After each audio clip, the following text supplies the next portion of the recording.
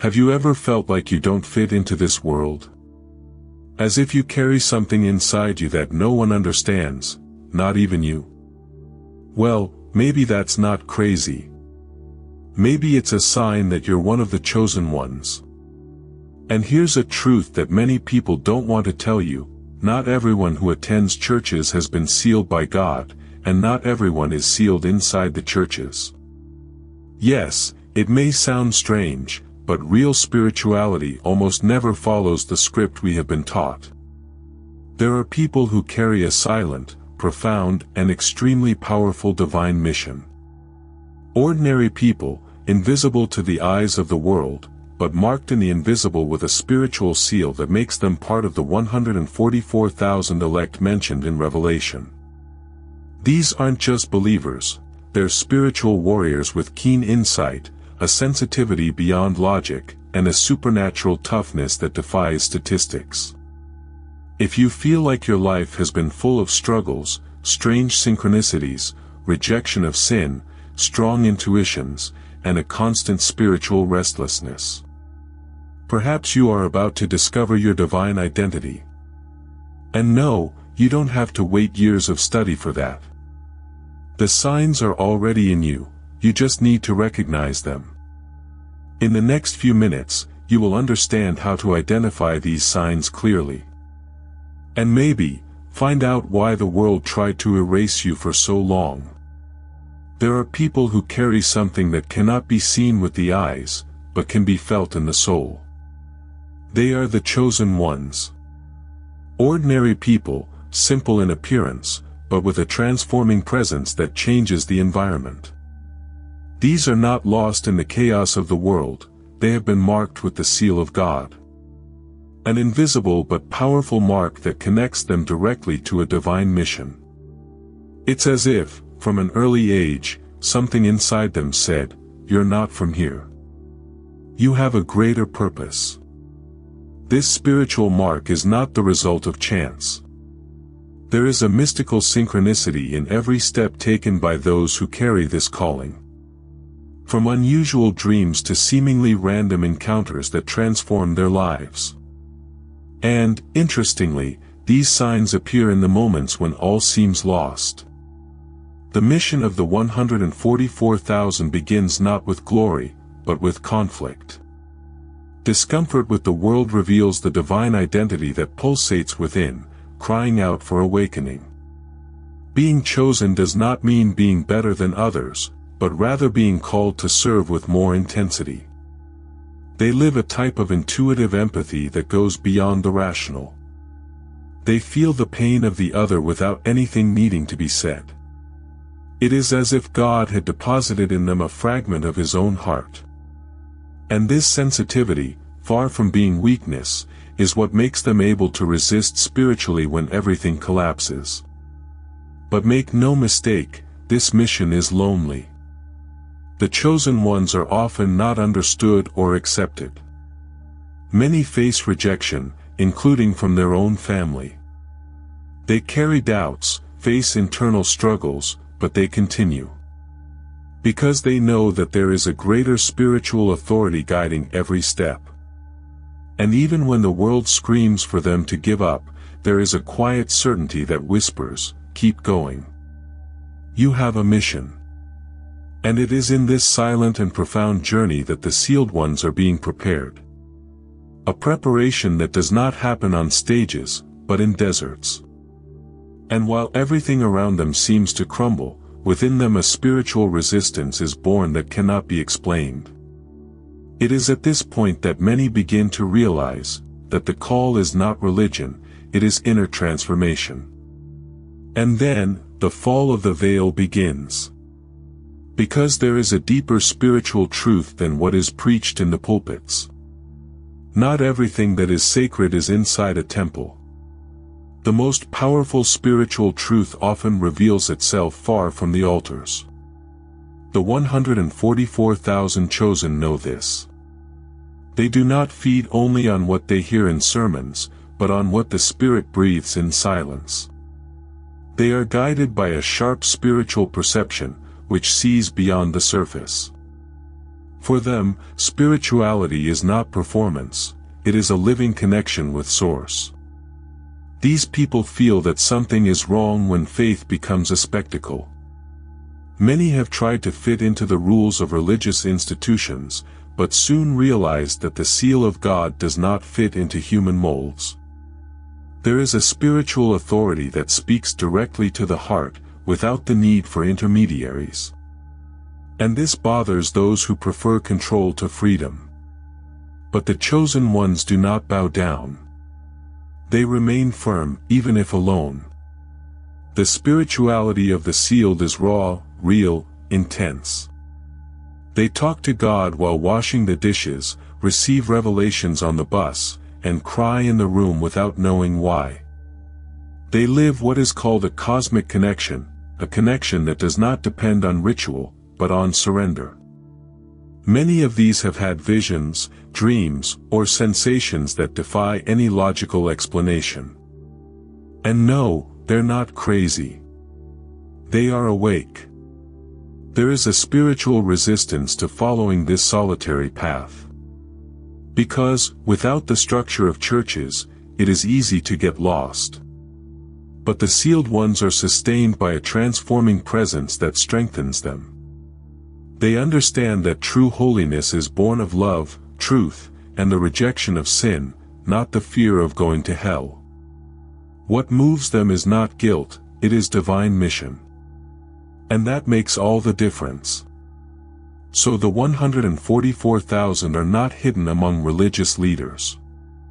They are among artists, teachers, single mothers, simple workers. People who shine even without a stage, who act with intuitive empathy and transform with small actions. They are those who, even outside the walls of the church, carry within them the spiritual tribe of Israel, and this is only the beginning. Because the signs of divine choice are first revealed in the soul.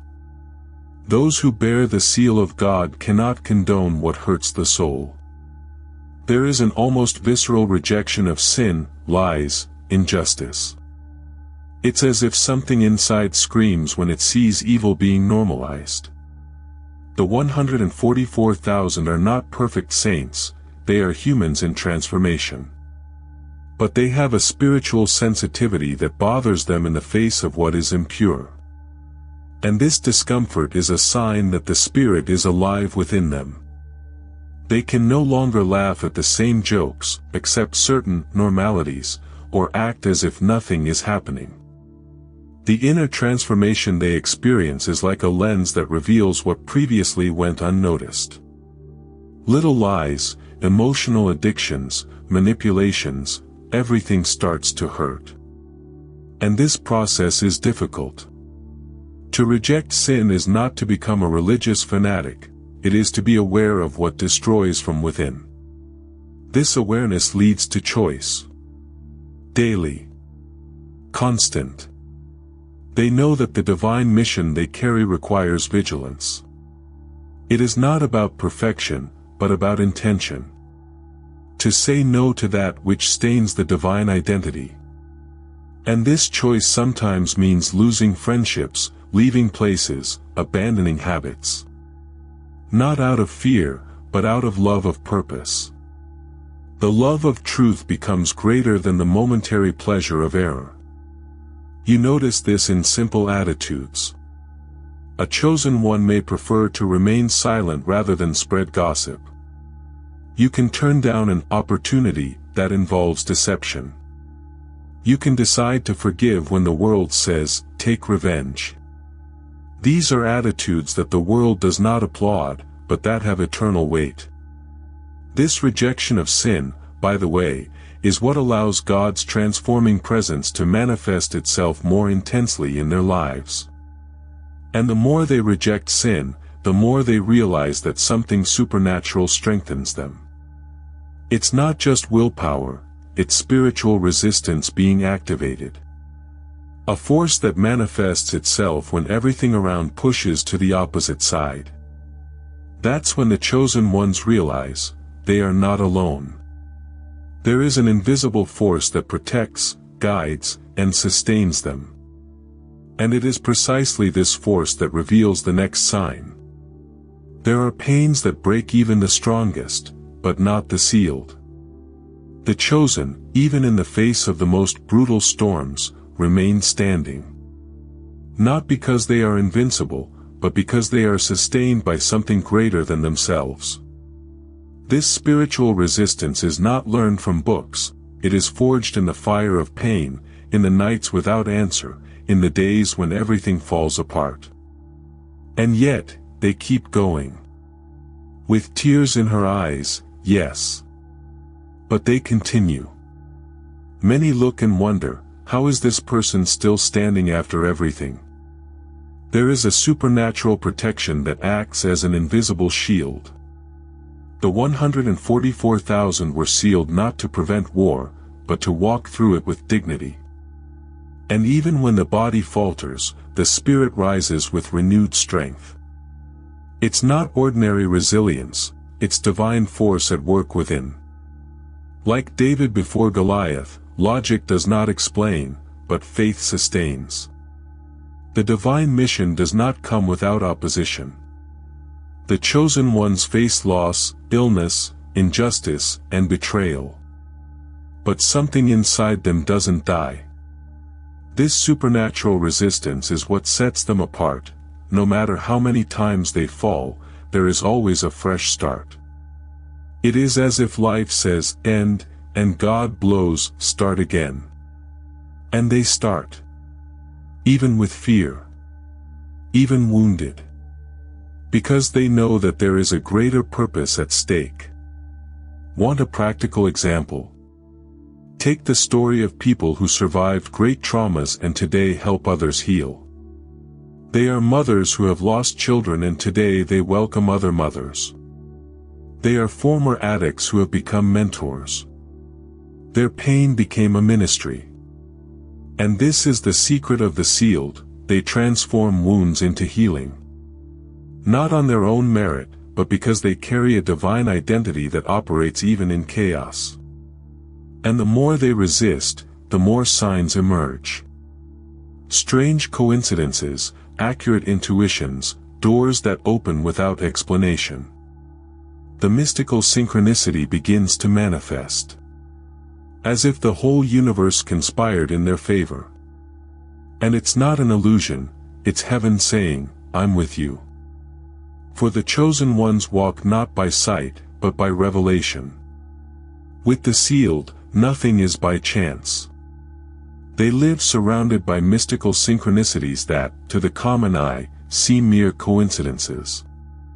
But for those with keen spiritual perception, it is clear, there is a higher order guiding the steps. Finding someone at exactly the right time, receiving a message that answers a prayer, feeling an inexplicable impulse that avoids a disaster. All of this is part of divine guidance. It is as if the physical and spiritual worlds are intertwined all the time, and the chosen ones see these seams. They learn to trust these signals. For example, a person is in doubt about moving to another city and, out of nowhere, 3 different people mention exactly that place in less than 24 hours. This is not random, it is an answer. And the 144,000 learn to discern God's voice in the little things. The divine mission they carry requires sensitivity. Therefore, these synchronicities are not only spiritual comforts, but strategic directions. Many of the sealed ones made crucial decisions based on intuitions that later proved to be absolutely right. A book that fell into my lap, a word heard in traffic, a verse read in an accidental way. Everything has a reason. Because when the seal is active, the sky communicates all the time. This connection takes practice. They begin to write down patterns, pay attention to numbers, repeated phrases, dreams. If you want to apply this, start making a signal journal. Write down strange coincidences, persistent thoughts, unexpected events. Over time, you begin to realize the synchrony between your journey and something much bigger. This realization not only broadens your faith, it prepares your spirit for the next level. And the more attentive they become, the more they open up to invisible realities. You begin to feel that there is something greater at work, even when everything seems to be at a standstill. And that openness leads them to something even deeper, the cosmic connection. A state of consciousness where the world ceases to be random, and becomes a stage of constant revelations. There is a type of sensitivity that is not learned, only awakened. The sealed ones live in this state of cosmic connection, where they perceive far beyond the obvious. They feel the weight of the energies when they enter a place, they pick up intentions hidden in a look, they hear more than words, they feel what is behind them. It is as if their soul has an antenna directly tuned to the divine. Nothing goes unnoticed.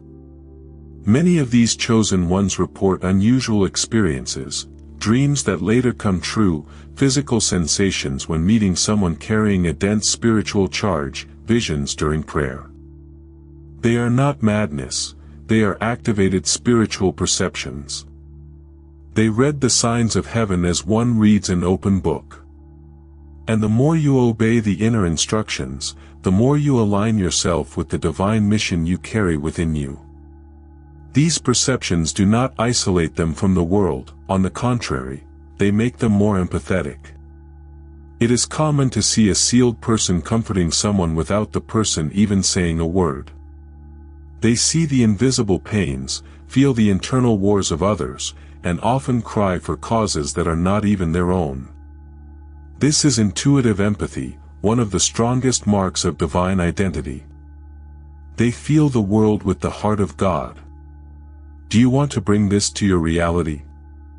Start by observing more and judging less. When you enter a room, ask yourself, what is my spirit feeling here? Before going to sleep, pray and ask to dream of divine instructions. Write everything down. Over time, you will realize that your mind is being trained to perceive the invisible. And when this happens, your spirituality ceases to be theoretical and becomes practical, alive, present. And it is this practice that activates something even more powerful, the transforming presence. An energy field so real that when a chosen one enters a place, darkness is bothered, hearts open, and the atmosphere changes without a word being spoken. Some people don't even need to speak, they just arrive. The atmosphere changes. The environment adjusts. This is the mark of those who carry the transforming presence. The sealed ones, without realizing it, carry a spiritual field that affects everything around. Where they enter, the light enters together. It's not about charisma or human talent, it's about spiritual authority. A silent but irresistible power that comes from intimacy with God. Have you ever seen someone walk into a room and everyone becomes calmer, more attentive, even more sensitive? That's that. The chosen ones have this effect. They do not impose, they radiate. God's seal upon them is not only protection, it is heavenly influence. And this influence is not made up of shouting, but of witnessing. He is the type of person who, even without saying, "I am a believer," inspires faith, hope and change. Because the Spirit speaks through presence. This spiritual authority manifests itself mainly when the words come from the right place, from the experience with the divine. When a sealed person speaks, words carry weight. Not because he memorized verses, but because he lived what he preached. And that touches. This transforms. Have you ever seen someone advise with a simple phrase and, suddenly, that phrase turns key in the mind of those who heard it? This is anointing. This is divine mission in action. The transformative presence also manifests itself in times of crisis. For example, a chosen one may be in a tense meeting and, with a few words and a firm stance, defuse a conflict. Or you can be in a circle of friends and, by sharing a testimony, generate tears and reconciliation. They don't do it by technique, it's the spirit within them that operates. And the more they reject sin, the more authority they carry. But this authority is not only to comfort, it is also to protect. At the end of time, when the chaos intensifies, this presence will be the shield of the 144,000. Not just a physical protection, but a spiritual one. A shield that goes beyond the visible, and that will guard you in the midst of the apocalypse that is being drawn. In the darkest days, when the world is plunged into prophesied chaos, the sealed will not be helpless. The promise is clear, those marked with God's seal will have divine protection. And it is not just about being spared from physical tragedies, but about being spiritually guarded. In the midst of the apocalypse, while many crumble, the 144,000 will remain as columns. Not because they are untouchable, but because they are protected by something that evil cannot access. This supernatural protection manifests itself in unexpected ways. It could be an inconvenient delay that prevents them from being at a disaster site. It can be a vision, a dream warning, a spiritual discomfort that makes them change course. The chosen ones know how to recognize these signs. They have learned, over time, not to ignore the prompting of the Spirit. And it is this sensitivity that keeps them firm when everything around them seems to crumble. There are those who think that the seal is symbolic. But those who live this divine mission know, it is real. It is an invisible shield that blocks what comes from the kingdom of darkness. That is why many of those sealed have survived attacks, serious illnesses, persecutions, and they are still here, strong. Because there is a spiritual resistance that cannot be manufactured. It is a gift. It is heritage. It is a response to a divine identity that does not fade, even in the storm. And the most interesting thing is that this protection does not generate arrogance, but humility. The sealed do not think they are better, only more aware of the responsibility they carry. They understand that they were spared to accomplish something bigger. And that's why they don't hide, they take a stand. Even knowing that exposure brings risks. They know that in the end times, their light will bother. But even so, they continue. They continue because they carry within them a sense of mission that prevents them from being silent. And with that mission also comes a burden, that of proclaiming hard truths, of keeping the faith high, of being an example in a broken world. And that brings us to the last sign, the responsibility of those who have been sealed to shine. Being one of the 144,000 isn't a title to flaunt, it's a giant responsibility. Those who bear the seal of God know that they cannot live as if nothing were happening. The divine mission requires posture. It requires courage. Because to be chosen is also to be sent. And this mission is not only to receive supernatural protection, but to offer light in times of darkness. It is a daily calling, which does not allow for a comfort zone.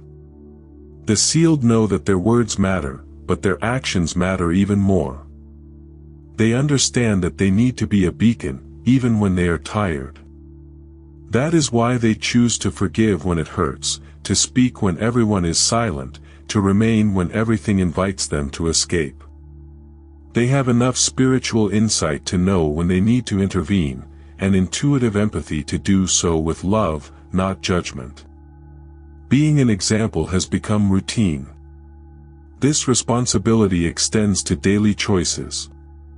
What they consume, what they talk about, who they hang out with, everything counts.